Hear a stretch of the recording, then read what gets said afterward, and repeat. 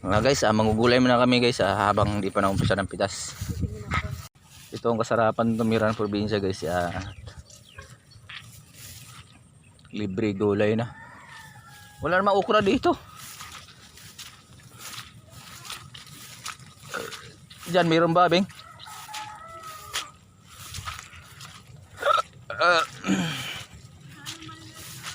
Ha?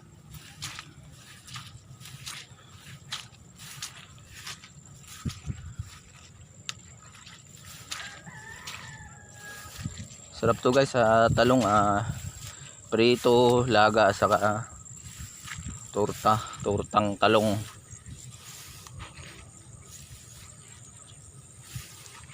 Pag ganitong tagulang kasi guys, ano na yung talong